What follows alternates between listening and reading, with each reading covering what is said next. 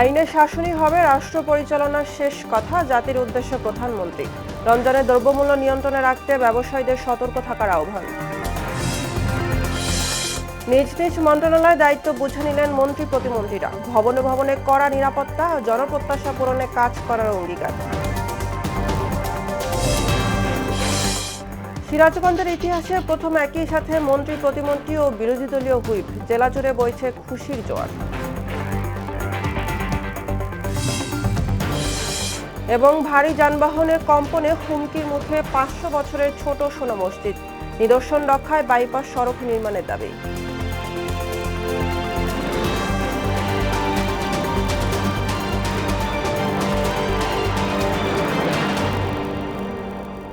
আসসালামু আলাইকুম, সবাইকে মোহনা সংবাদে স্বাগত। এতক্ষণ শুনছিলেন শিরোনাম, পুরো সংবাদের সঙ্গে আছি আমি বুশরাত জাহানিমা। আইন শৃঙ্খলা পরিস্থিতির উন্নয়ন এবং কঠোরভাবে দুর্নীতি দমনের মাধ্যমে জনগণের শান্তি ও নিরাপত্তা ফিরিয়ে আনাই সরকারের প্রধান অগ্রাধিকার বলে মন্তব্য করেছেন প্রধানমন্ত্রী তারেক রহমান। বুধবার রাতে জাতির উদ্দেশ্যে দেওয়া ভাষণে তিনি কথা বলেন। এ সময় রমজানের দ্রব্যমূল্য সাধারণ মানুষের নাগালের বাইরে না যায় সেজন্য ব্যবসায়ীদের সতর্ক থাকার আহ্বান জানান প্রধানমন্ত্রী। নাজমুল ইসলামের প্রতিবেদন। প্রিয় দেশবাসী, বুধবার সন্ধ্যায় প্রথমবারের মতো প্রধানমন্ত্রী হিসেবে জাতির উদ্দেশ্যে ভাষণ দেন প্রধানমন্ত্রী তারেক রহমান। এ সময় তার বক্তব্যে উঠে আসে অনিয়ম দুর্নীতি বন্ধ সহ রাষ্ট্র পরিচালনা নিয়ে নানা পরিকল্পনার কথা। জবাবদিহিমূলক একটি নতুন সরকার যাত্রা শুরু করেছে।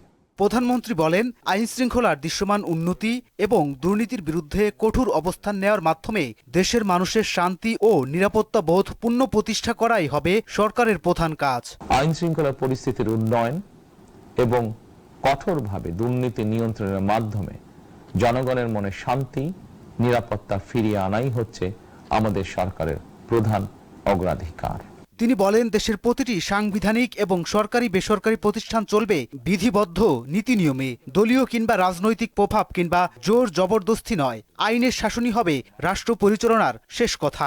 দেশের প্রতিটি সাংবিধানিক এবং সরকারি বেসরকারি প্রতিষ্ঠান চলবে বিধিবদ্ধ নীতি নিয়মে।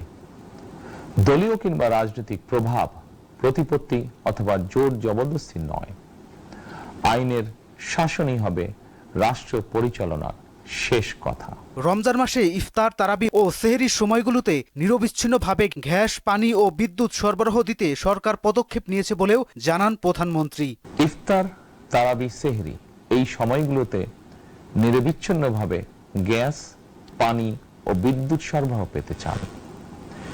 এই বিষয়টি নিশ্চিত করতে এরই মধ্যে আমি সংশ্লিষ্ট কর্তৃপক্ষকে নির্দেশনা দিয়েছি। এ সময় রমজানে দ্রব্যমূল্য সাধারণ মানুষের নাগালের মধ্যে রাখতে ব্যবসায়ীদের প্রতি কঠোর হুঁশিয়ারি উচ্চারণ করে তারেক রহমান বলেন, বিএনপি সরকার অনাচার ও অনিয়মের সকল সিন্ডিকেট ভেঙে দিতে বদ্ধপরিকর। দ্রব্যমূল্য যাতে সাধারণ মানুষের নাগালের বাইরে না যায় এ ব্যাপারে ব্যবসায়ীরা দয়া করে সতর্ক থাকবেন। নাজমুল ইসলাম, মোহনা সংবাদ, ঢাকা। নতুন সরকারের প্রথম মন্ত্রিসভার বৈঠক অনুষ্ঠিত হয়েছে। বুধবার বিকেলে সচিবালয়ে নতুন 1 নম্বর ভবনের 3য় তলায় মন্ত্রিপরিষদ বিভাগের মন্ত্রিপরিষদ কক্ষে বৈঠক অনুষ্ঠিত হয়।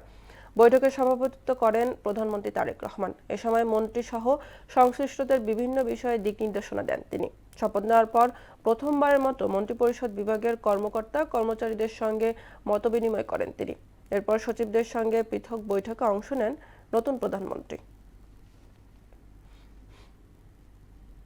রমজানে দ্রব্যের দাম নিয়ন্ত্রণ ও আইন শৃঙ্খলা পরিস্থিতি ঠিক রাখার পাশাপাশি ইফতারের সময় বিদ্যুৎ সরবরাহ স্বাভাবিক রাখার বিষয়ে প্রধানমন্ত্রী তারেক রহমান নির্দেশনা দিয়েছেন বলে জানিয়েছেন নবনির্বাচিত মন্ত্রী প্রতিমন্ত্রীরা।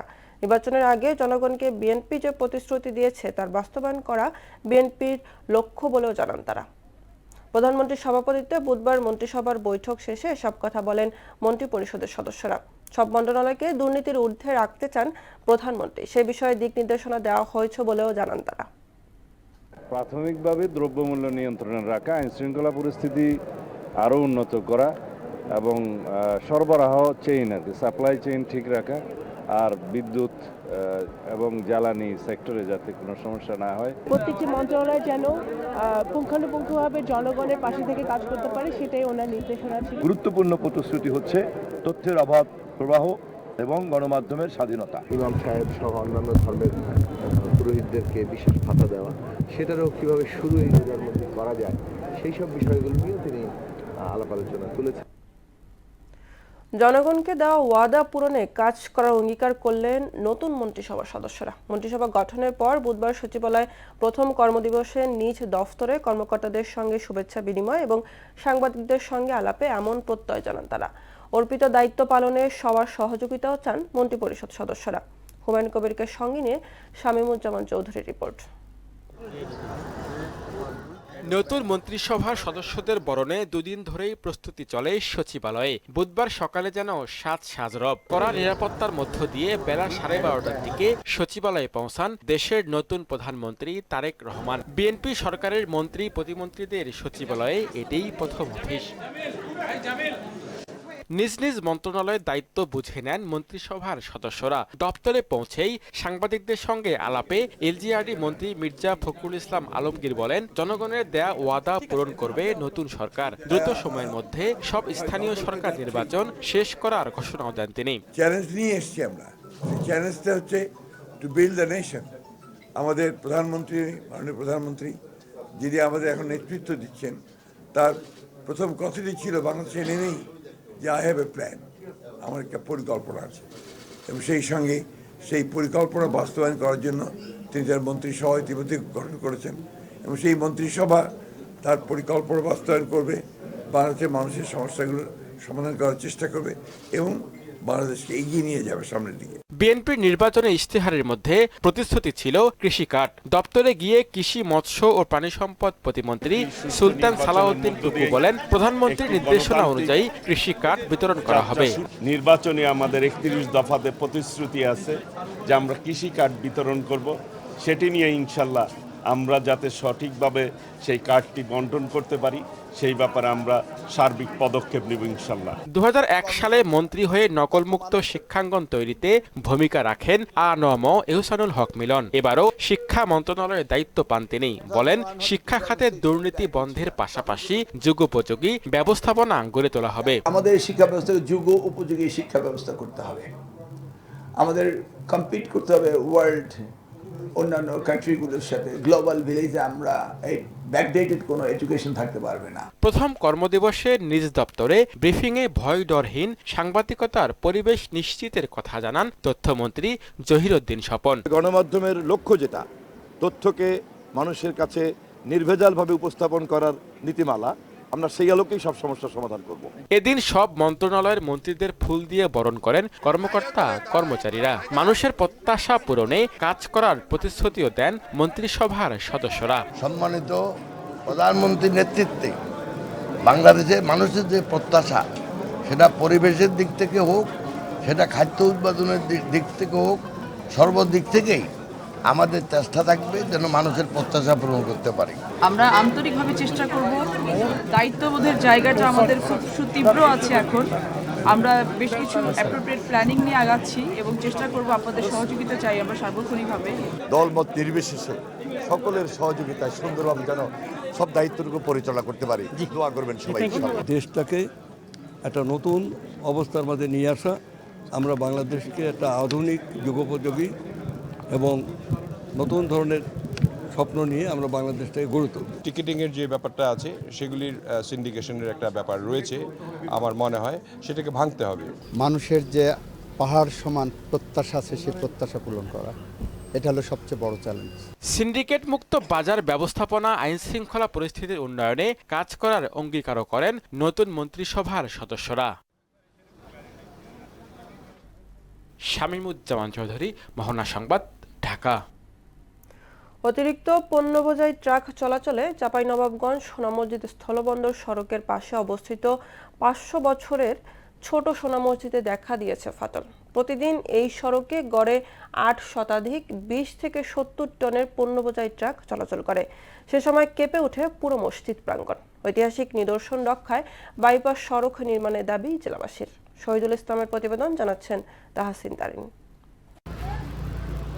সুলতানি আমলের ঐতিহাসিক ছোট সোনা মসজিদের পাশেই চাঁপাইনবাবগঞ্জ সোনা মসজিদ মহাসড়ক। প্রতিদিন 20 থেকে 70 টনের বেশি পণ্য নিয়ে প্রায় 8 শতাধিক যান চলাচল করে এই সড়ক দিয়ে। তাতে ভবনগুলোতে কম্পন সৃষ্টি হয়ে আলাদা হয়েছে পাথরের গাঁথুনি, চির ধরেছে মূল দেয়াল থেকে মিনার পর্যন্ত।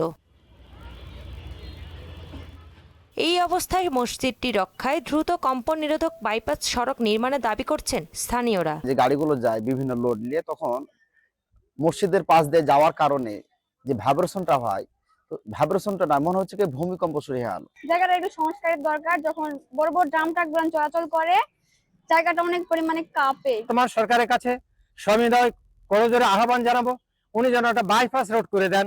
যখন এখানে বাইপাস দিয়ে গাড়ি চলে, রোড দিয়ে গাড়ি চলে, তখন খালি দুল দুল দুল দুল দুল কাঁপে। এর আগে বিগত সরকাররা বলাই হয়েছে ওই পর্যন্ত থেকেছে, কিন্তু এটা বাইপাস রোড হওয়া দরকার। দ্রুত পদক্ষেপ না নিলে ছোট সোনা মসজিদটি ধসে পড়া সহ ব্যাপক ক্ষতিগ্রস্ত হবে বলে জানালেন প্রত্নতত্ত্ব অধিদপ্তরের এই কর্মকর্তা। আমাদের অফিসে একটা গ্লাসে আমি পানি রাখি, কম্পন অনুভূত হয়।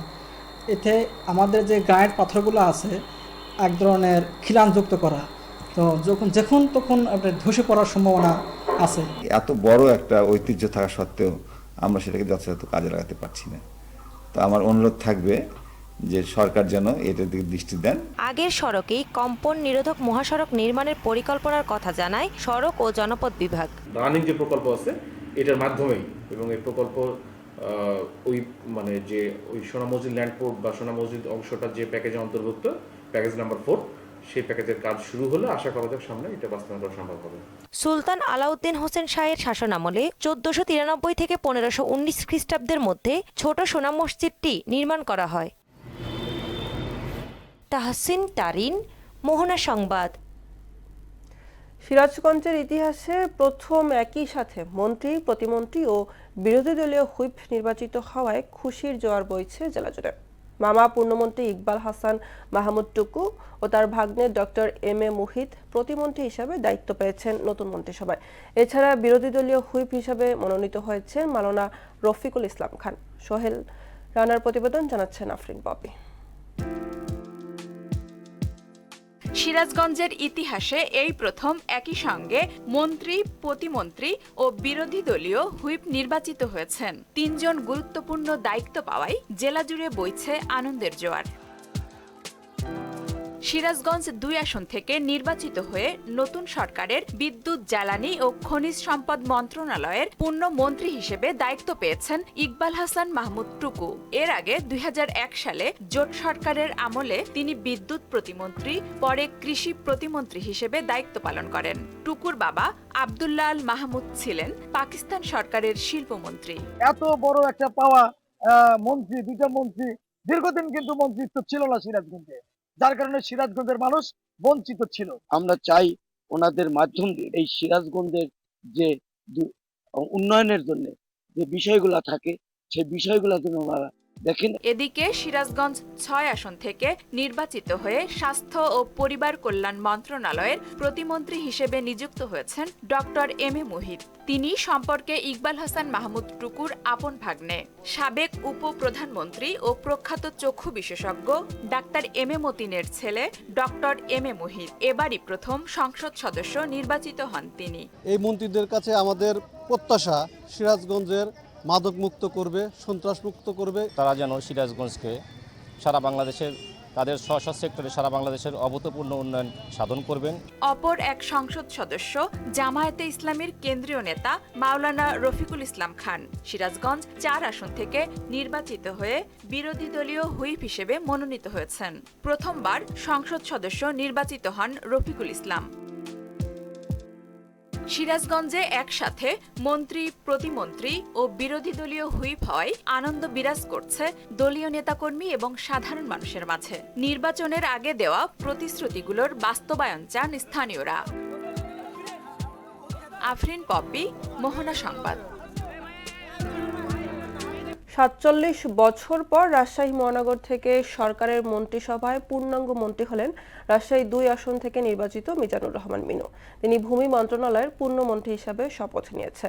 এতে দারুণ উচ্ছ্বাসিত রাজশাহীর মানুষ। এ নিয়ে রাজশাহীবাসীর প্রতিক্রিয়া জানাতে যুক্ত হচ্ছেন সহকর্মী মেহেদী হাসান শ্যামল। মেহেদী, দীর্ঘ সময় ৪৭ বছর পর রাজশাহী থেকে মন্ত্রিসভায় পূর্ণাঙ্গ মন্ত্রী পেয়েছে, এ নিয়ে রাজশাহীবাসীর প্রতিক্রিয়া কেমন জানাবেন?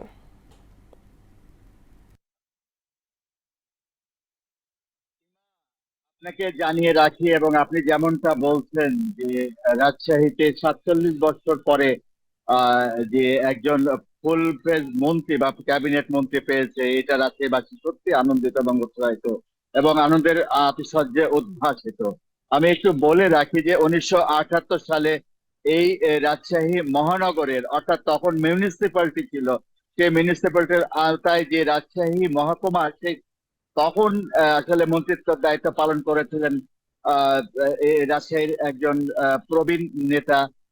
এবং এরপরে কিন্তু আসলে রাজশাহীর পার্শ্ববর্তী এক আসন অর্থাৎ তানোর গোদাগাড়িতে তার ও টেলিযোগাযোগ মন্ত্রী হিসেবে দায়িত্ব পালন করছেন বিএনপির ব্যারিস্টার আমিনুল হক, এবং রাজশাহীর যিনি প্রতিমন্ত্রী হিসাবে, ভূমি প্রতিমন্ত্রী হিসেবে ছিলেন এই মিজানুর রহমান মিনুরি, রাজনৈতিক গুরু হিসেবে পরিচিত আছে অ্যাডভোকেট কবির হোসেন, তিনি কিন্তু চারঘাট বাগা থেকে আসলে নির্বাচিত হয়ে সেখানে প্রতিমন্ত্রী পদমর্যাদার দায়িত্ব পালন করেছেন। জনাব মিজানুর রহমান মিনুর সম্পর্কে যদি বলে রাখি যে তিনি কিন্তু টানা ১৭ বছর রাজশাহীতে এই সিটি কর্পোরেশন অর্থাৎ এই মহানগর থেকে তিনি এবার বিপুল ভোটে নির্বাচিত হয়ে মন্ত্রী পরিষদে গেছেন। সেইখানে এই রাজশাহী মহানগরে তিনি কিন্তু ১৭ বছর টানা মেয়রের দায়িত্ব পালন করেছেন। মেয়রের দায়িত্ব পালন করার অবস্থায় রাজশাহীর যে আধুনিক রাজশাহীর যে রূপকার, সেই রাজশাহীর আধুনিক রাজশাহীর রূপকার হিসেবে তিনি কিন্তু খ্যাত হয়েছেন। আপসহীন নেতা হিসেবে দুর্নীতিহীন রাজশাহী গঠন করেছেন, এবং তার সময়ে রাজশাহী এই যে আবহাওয়া এবং রাজশাহীর যে এনভায়রনমেন্ট, এটা বিশ্বব্যাপী কিন্তু আলোচিত হয়েছে, এবং যার ফলে Rajshahi clean city, green city, education city হিসেবে তিনি তার সময়ে কিন্তু তিনি এই খ্যাতি লাভ করেছিলেন। তবে রাজশাহীবাসীর প্রত্যাশা যেহেতু অনেক বেশি যে এই মিজানুর রহমান মিনুর হাতেই পুনরায় পূর্ণাঙ্গ মন্ত্রণালয় পড়েছে, সুতরাং রাজশাহীর সাধারণ মানুষ এবং বিএনপি যারা সংগঠন করে, সংগঠনের পাশাপাশি সাধারণ মানুষের প্রত্যাশা কিন্তু এখন আকাশচুম্বী, কারণ তিনি প্রয়াত সাবেক প্রধানমন্ত্রী বেগম খালেদা জিয়ার তিনি উপদেষ্টা হিসেবেও দায়িত্ব পালন করেছিলেন। তো রাজশাহীর এই আনন্দ উৎসবের মধ্যে যেহেতু এখন পবিত্র রমজান, সেই পবিত্র রমজানে আসলে আনন্দ উৎসবের অংশটুকু আমরা আপনাদেরকে দেখাতে পারছি না, কিন্তু রাজশাহীর মানুষের বুকের আকাঙ্ক্ষা কিন্তু চরম। তো রাজশাহী থেকে এই ছিল মিজানুর রহমান মিনুর মন্ত্রিত্ব পাওয়ার আনন্দ উৎসবের সর্বশেষ সীমা। মেহেদী, আপনাকে ধন্যবাদ। পবিত্র রমজান মাসে প্রাথমিক, মাধ্যমিক ও নিম্ন মাধ্যমিক বিদ্যালয় বন্ধ ঘোষণা করেছে শিক্ষা মন্ত্রণালয়। বুধবার শিক্ষা মন্ত্রণালয়ের মাধ্যমিক ও উচ্চ শিক্ষা বিভাগ থেকে এ বিষয়ে সংশোধিত প্রজ্ঞাপন জারি করা হয়েছে। সংশোধিত তালিকা অনুযায়ী আজ থেকে প্রাথমিক ও মাধ্যমিক সব ধরনের বিদ্যালয় বন্ধ থাকবে। এই ছুটি চলবে আগামী ২৬ মার্চ পর্যন্ত। এক্ষেত্রে ২৬ মার্চ বৃহস্পতিবার হওয়ায় পরের ২ দিন শুক্র শনি ছুটি কাটাতে পারবেন শিক্ষক কর্মচারীরা। পবিত্র রমজান উপলক্ষে আজ থেকে নতুন সময়সূচি অনুযায়ী চলবে মেট্রো রেল। এই দিন থেকে ইফতারের জন্য ২৫০ মিলিলিটার পানির বোতল বহন করতে পারবেন যাত্রীরা। তবে ট্রেনের ভেতরে অন্য কোনো খাবার গ্রহণ করা যাবে না। নতুন সময়সূচি অনুযায়ী উত্তরা উত্তর থেকে মতিঝিল অভিমুখে প্রথম ট্রেন ছাড়বে সকাল 6:30টায় এবং শেষ ট্রেন রাত 9:30টায়। অন্যদিকে মতিঝিল থেকে উত্তরা উত্তর স্টেশনের উদ্দেশ্যে প্রথম ট্রেন ছাড়বে সকাল 7:15টায় এবং শেষ ট্রেন রাত 10:10। এছাড়া শনিবার ও শুক্রবার ও অন্যান্য সরকারি ছুটির দিনের সময়সূচি অপরিবর্তিত থাকবে। কম খরচে লাভ বেশি হয়, কুল চাষে আগ্রহ বাড়ছে পিরোজপুরের কৃষকদের। মাটি ও আবহাওয়া উপযোগী হওয়ায় বাণিজ্যিকভাবে কুল উৎপাদনের জন্য নাজিরপুর উপজেলায় নতুন নতুন বাগান করা হচ্ছে। চাষিদের সব ধরনের সহায়তার কথা জানায় কৃষি বিভাগ। নুরুদ্দিনের প্রতিবেদন, জানাচ্ছেন মাহমুদ আক্তার। অনুকূল মাটি ও আবহাওয়ার কারণে পিরোজপুর জেলায় গত কয়েক বছরে কুল চাষ হয়ে উঠেছে কৃষকদের নতুন ভরসা। বলসুন্দরী, কাশ্মীরি, থাই ও বাউ জাতের কুল চাষ হচ্ছে এখানে। এর মধ্যে বলসুন্দরী ও কাশ্মীরি জাতের কুল বাজারে বেশি দামে বিক্রি হওয়ায় এসব জাতেই ঝুঁকছেন কৃষকরা। বর্তমানে বাগান থেকে প্রতি কেজি কুল ১০০ থেকে ১২০ টাকা দরে বিক্রি হচ্ছে। স্থানীয় চাহিদা মিটিয়ে এসব কুল যাচ্ছে দেশের বিভিন্ন বাজারে। বড়ই চাষ করে কৃষকরা স্বাবলম্বী হয়েছেন। থাই, বলসুন্দরী এই দুইটা চাষেই বেশি। আগে ছিল আপেল কুলটা এখন ওইটা ফেলাই দিয়া সবাই জোরন দিয়া বল সুন্দরী আর থাই কুলটাই বেশি ভালোই ফলন পাইছি, কিন্তু দামে আমরা খুব ভালো পাইতেছি। 100 টাকা করে কেজি আমরা বিক্রি করতেছি পাইকারি। কুল চাষীদের সব ধরনের সহায়তার কথা জানান জেলা কৃষি কর্মকর্তা। তাদেরকে নিয়মিত আমরা পরামর্শ প্রদান করি এবং তাদেরকে বিভিন্নভাবে উদ্যোক্তা জৈব সার উদ্যোক্তা হিসেবে তাদেরকে প্রস্তুত করার চেষ্টা করছি এবং তাদেরকে বিভিন্নভাবে স্প্রে মেশিন দিয়ে আমরা সহযোগিতা করছি। হর্টিকালচার সেন্টারটা যদি সম্পূর্ণ কাজ হয় তো আমরা আশা করি তাদেরকে বিভিন্ন চারা কলম এবং অন্যান্য রাসায়নিক সার আর্থিক সহযোগিতা দিয়ে তাদেরকে যথাসাধ্য সাহায্য করতে পারবো। কৃষি বিভাগের সহায়তায় পিরোজপুর জেলায় বাণিজ্যিকভাবে কুল চাষে এগিয়ে যাবে চাষিরা, এমনটাই মনে করেন সবাই। মাহমুদা আক্তার, মোহনা সংবাদ। এবার সারা দেশে অনুষ্ঠিত সভা সমাবেশ নিয়ে প্রতিনিধিদের পাঠানো তথ্য চিত্র desk report. Doctors association of Bangladesh ড্যাবের আয়োজনে নির্বাচনে বিএনপির বিজয় এবং আফরোজা খান রীতা মন্ত্রী হওয়ায় মানিকগঞ্জ মেডিকেল কলেজ হাসপাতালে দোয়া ও মতবিনিময় সভা অনুষ্ঠিত হয়েছে। শপথ গ্রহণের পর নাটোর ৪ আসনের সংসদ সদস্য আব্দুল আজিজকে গুরুদাসপুরে সংবর্ধনা প্রদান করেছেন দলীয় নেতাকর্মীরা। নরসিংদীতে pinnacle chartered school and college প্রাঙ্গণে ২১শে ব্যাডমিন্টন টুর্নামেন্ট ২০২৬-এর ফাইনাল খেলায় বিজয়ীদের নরসিংদী প্রেস ক্লাবের সভাপতি মাখন দাস সহ অতিথিরা পুরস্কার তুলে দেন। বান্দরবানে জিয়া মঞ্চের যুগ্ম আহ্বায়ক মোহাম্মদ আবু তোয়েবের ওপর হামলার প্রতিবাদ ও হামলাকারীদের দ্রুত গ্রেপ্তারের দাবিতে মানববন্ধন করেছে এলাকাবাসী। কৃষি প্রণোদনা কর্মসূচির আওতায় চাঁপাইনবাবগঞ্জ সদর ও শিবগঞ্জে কৃষকদের মাঝে বিনামূল্যে বীজ ও রাসায়নিক সার সহ বিভিন্ন উপকরণ বিতরণ করা হয়েছে। ঝালকাঠির ৪ নং কাঠালিয়া সদর ইউনিয়নে রমজানের পবিত্রতা রক্ষায় র্যালি অনুষ্ঠিত হয়েছে। জামালপুরে বিনা কর্তৃক উদ্ভাবিত উচ্চ ফলনশীল ও স্বল্প জীবনকালীন রবি মৌসুমের সরিষার জাত বিনা ১১-১২ প্রচার ও সম্প্রসারণের লক্ষ্যে মাঠ দিবস অনুষ্ঠিত হয়েছে। শামা ওবায়দ ইসলাম রিঙ্কু পররাষ্ট্র প্রতিমন্ত্রী হিসেবে দায়িত্ব পাওয়ায় ফরিদপুরে আনন্দ মিছিল ও সমাবেশ অনুষ্ঠিত হয়েছে। আফরিন পপি, মোহনা সংবাদ। এবার আন্তর্জাতিক প্রসঙ্গ। পশ্চিম আফ্রিকার দেশ নাইজেরিয়ার মধ্যাঞ্চলীয় প্লাটো রাজ্যতে একটি সীসা খনিতে ভয়াবহ গ্যাস বিস্ফোরণে অন্তত ৩৮ জন শ্রমিক নিহত হয়েছেন। বুধবার বাসার জেলার কাম্পানিন জুরাক খনিতে দুর্ঘটনা ঘটে। স্থানীয় কর্মকর্তাদের বরাতে ফরাসি বার্তা সংস্থা এএফপি জানায় বিস্ফোরণে আরও ২৭ জন আহত হয়েছেন এবং তাদের হাসপাতালে ভর্তি করা হয়েছে। প্লাটো রাজ্যের শাসক আলহাজি আলিউ আদামু ইদ্রিস জানিয়েছেন, খনির ভেতরে গ্যাস বিস্ফোরণের কারণেই এই হতাহতের ঘটনা ঘটে। উদ্ধার ও তদন্ত কার্যক্রম চলছে। খেলার খবর। ভারত সফরে যেতে অস্বীকৃতি জানানোয় আইসিসির সিদ্ধান্তে চলমান টি-20 বিশ্বকাপ থেকে বাদ পড়ে বাংলাদেশ। তবে এবার না খেললেও র্যাঙ্কিংয়ের ভিত্তিতে পরবর্তী আসরের টিকিট পেয়ে গেছে টাইগাররা। অস্ট্রেলিয়া ও নিউজিল্যান্ডে যৌথভাবে অনুষ্ঠিত ২০২৮ সালের বিশ্বকাপে সরাসরি খেলবে লাল সবুজের জার্সিধারীরা। বুধবার এক সংবাদ বিজ্ঞপ্তিতে বিষয়টি নিশ্চিত করেছে ক্রিকেটের সর্বোচ্চ নিয়ন্ত্রক সংস্থা আইসিসি। ২ স্বাগতিক দেশ সহ আগামী টি-20 বিশ্বকাপে সরাসরি অংশ নিতে যাওয়া ১২ দলের নাম নিশ্চিত করেছে তারা। দর্শক, এ পর্যায়ে জানিয়ে দিচ্ছি আজকের সংবাদপত্রের গুরুত্বপূর্ণ শিরোনামগুলো।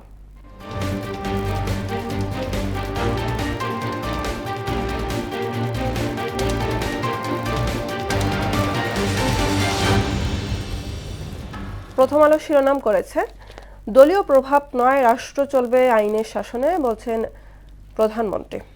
নতুনদের কাঁধে একাধিক গুরুত্বপূর্ণ মন্ত্রণালয়, মন্ত্রিসভা বিশ্লেষণ।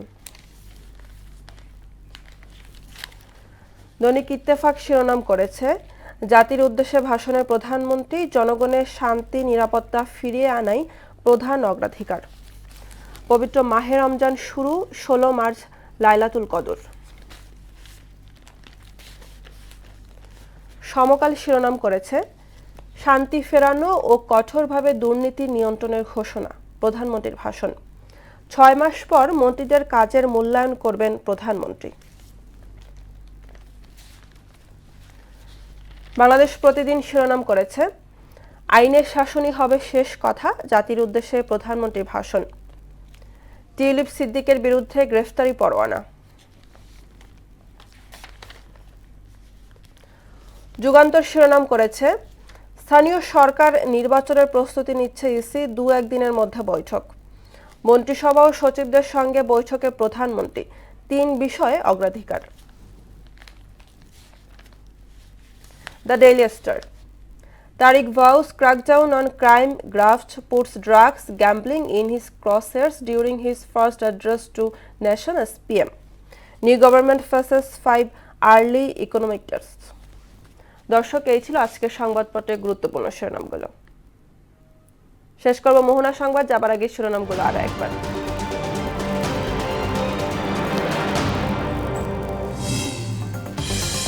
আইনের শাসনই হবে রাষ্ট্র পরিচালনার শেষ কথা, জাতির উদ্দেশ্যে প্রধানমন্ত্রী। রমজানের দ্রব্যমূল্য নিয়ন্ত্রণ রাখতে ব্যবসায়ীদের সতর্ক থাকার আহ্বান।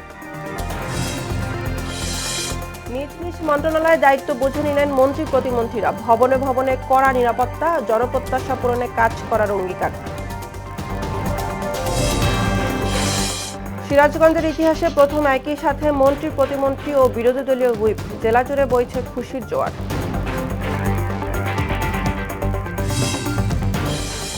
এবং ভারী যানবাহনের কম্পনে হুমকির মুখে 500 বছরের ছোট সোনা মসজিদ, নিদর্শন রক্ষায় বাইপাস সড়ক নির্মাণের দাবি। এই ছিল মোহনা সংবাদে। পরবর্তী সংবাদ দুপুর 1টায়। এর আগে সকাল 11টায় দেখবেন সংবাদ এক নজরে। ওনার সবশেষ খবর জানতে ভিজিট করুন www.mohana.tv। সংবাদ দেখতে পারেন ফেসবুক, ইউটিউবেও। এতক্ষণ সঙ্গে থাকার জন্য ধন্যবাদ।